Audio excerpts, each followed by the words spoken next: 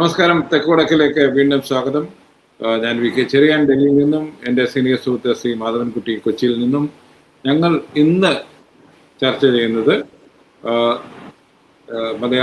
മലയാളികളും കേരളവും അധികം ശ്രദ്ധിക്കപ്പെടാതെ പോയ ഒരു സംഗതി ഡൽഹിയിൽ നടക്കുന്നത് നമ്മുടെ പാർലമെന്റിൽ രണ്ട്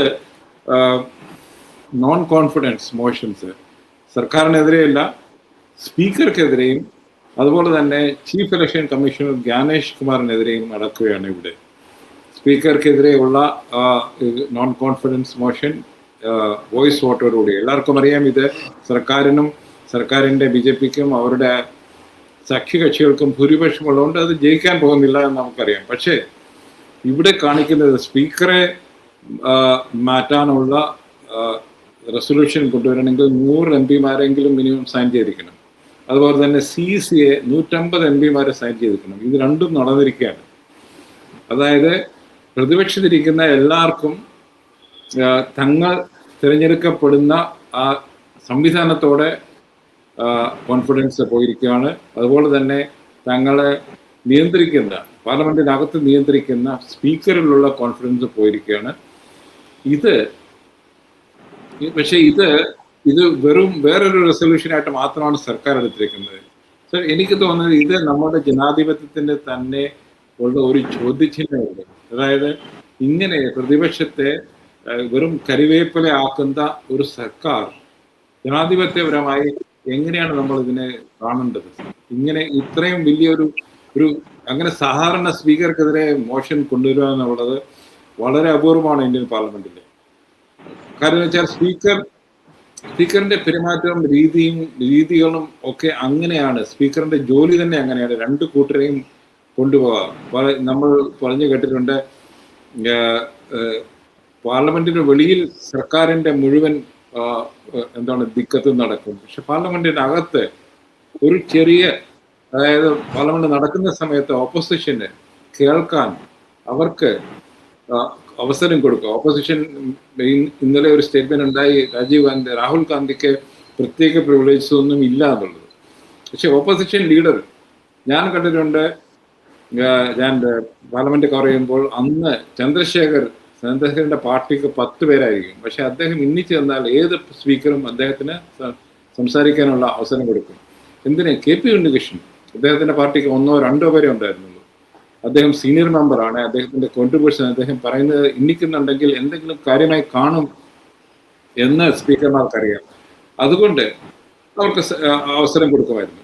ഇപ്പോൾ ഇന്നലെ സ്പീക്കർ പറഞ്ഞിരിക്കുന്നത് രാഹുൽ ഗാന്ധി എന്ന പ്രതിപക്ഷ നേതാവിന്, അദ്ദേഹത്തിന് ഒരു മന്ത്രിയുടെ സ്റ്റാറ്റസ് ഉള്ള പ്രതിപക്ഷ നേതാവാണ്, അദ്ദേഹത്തിന് പ്രത്യേക പ്രിവിലേജസ് ഒന്നും ഇല്ല എന്ന് പറയുന്നു. എന്താണ് സാർ ഇത്? നമ്മൾ ഇതിൽ നിന്ന് എന്താണ് മനസ്സിലാക്കുന്നത്? ഇവർക്ക് ജനാധിപത്യം എന്നുള്ളത് തൊട്ട് തേച്ച് അയലത്ത് പോലും പോയിട്ടില്ല ഇവർക്കൊന്നും എന്ന് നമുക്ക് കരുതേണ്ടി വരുമോ സാർ?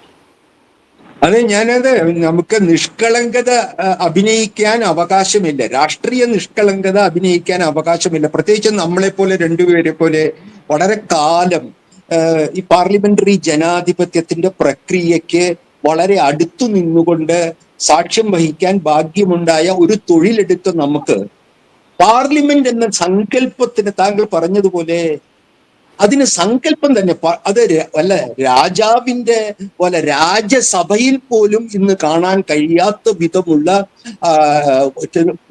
ഒരു വാമൂടിക്കെട്ടലാണ് ഈ അടുത്ത കാലത്ത് ഈ മോഡി സർക്കാരിന്റെ കീഴിൽ നമ്മൾ കണ്ടുകൊണ്ടിരിക്കുന്നത്.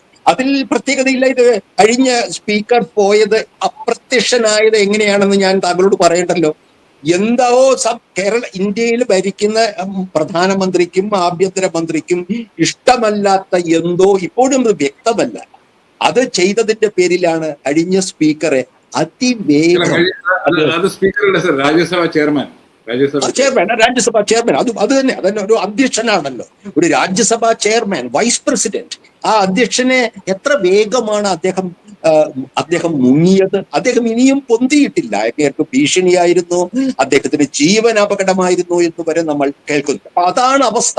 ഒരു രാജ്യസഭയുടെ അധ്യക്ഷൻ, ഇന്ത്യയുടെ വൈസ് പ്രസിഡന്റ് ആയിരുന്ന ഒരു വ്യക്തിയുടെ അങ്ങേർക്ക് പ്രവർത്തന സ്വാതന്ത്ര്യം എത്രയുണ്ടെന്ന് നമുക്ക് നന്നായി മനസ്സിലായി കഴിയും. അപ്പൊ പുതിയ ഈ ലോക്സഭാ സ്പീക്കറുടെ ദൗത്യം ഇത് തന്നെയാണ്. ഇവിടെ പാർലമെന്റ് പ്രവർത്തിക്കുന്നത് ജനാധിപത്യത്തിനല്ല, ഏകാധിപതിക്ക് കുഴലൂതാൻ വേണ്ടിയുള്ള ഒരു സഭയാക്കി മാറ്റിയെടുക്കുക. അതായത് ഇന്ത്യയുടെ നിരവധി ജനാധിപത്യപരമായ സ്ഥാപനങ്ങളിൽ ഏറ്റവും പരമപ്രധാനമായ നമ്മുടെ പാർലമെന്ററി ഡെമോക്രസി, നമ്മളൊരു പ്രസിഡൻഷ്യൽ ഫോമുള്ള ഒരു സംവിധാനത്തിലെ പാർലമെന്റ് അല്ല, നമ്മൾ പാർലമെന്ററി ഡെമോക്രസിയാണ്. അല്ലാതെ വെറും ഡെമോക്രസി അല്ല, റിപ്പബ്ലിക്കൻ ഡെമോക്രസി അല്ല, പ്രസിഡൻഷ്യൽ ഡെമോക്രസി അല്ല.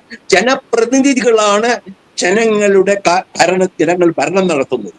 എന്തിന്? അതിന്റെ ഈ പ്രതിപക്ഷം അടങ്ങുന്ന സഭയ്ക്ക് ഉത്തരവാദിത്തപ്പെട്ടാണ് ക്യാബിനറ്റും പ്രധാനമന്ത്രിയും പെരുമാറേണ്ടത്. ഇതിന്റെ താങ്കൾ പറഞ്ഞതുപോലെ ഇതിന്റെ നിരവധി ചരിത്രങ്ങളുണ്ട്. പ്രതിപക്ഷത്തിന് വേണ്ടി നിരവധി വിട്ടുവീഴ്ചകൾ ചെയ്ത ചരിത്രം നെഹ്റുവിന്റെ കാലഘട്ടം മുതൽ ഏറ്റവും ഒടുവിൽ മൻമോഹൻ സിംഗിന്റെ കാലഘട്ടം വരെ എനിക്കറിയാം. അവരുമായിട്ടുള്ള അവരെ പ്രതിപക്ഷത്തെ മാറ്റി വിളിച്ച് ചർച്ച ചെയ്യുന്നത് അറിയാം. സോംനാഥ് ചാറ്റർജിയെ പോലെ പ്രതിപക്ഷത്തു നിന്ന് തെരഞ്ഞെടുക്കപ്പെട്ടിട്ട് സർക്കാരിന് വേണ്ടി നിലപാടെടുത്ത സ്പീക്കറെയും നമുക്കറിയാം. താങ്കൾക്ക് ഓർമ്മയുണ്ടല്ലോ ആ കാലഘട്ടം. ഒന്നാമതില് CPM-നെ പോലെ ഒരു കാഡർ പാർട്ടിയുടെ നേതാവായി അന്നത്തെ UPA സർക്കാരിൽ ഞാൻ അവിടെ നിന്ന് ഡൽഹിയിൽ ഉള്ളപ്പോഴാണ് ഞാൻ ആ ഡൽഹിയിൽ ആ കാലഘട്ടം ഓർക്കുകയാണ്. അദ്ദേഹം പോലും തന്റെ സ്വതന്ത്ര വ്യക്തിത്വം നിലനിർത്താൻ വേണ്ടി അന്ന് സർക്കാരിന് അനുകൂലമായ നിലപാടെടുക്കുകയും അങ്ങനെ പാർട്ടിയിൽ നിന്ന് പുറത്തു പോവുകയും ചെയ്യും. അതാണ് ജനാധിപത്യത്തിന്റെ ഏറ്റവും ഉയർന്ന മാതൃക.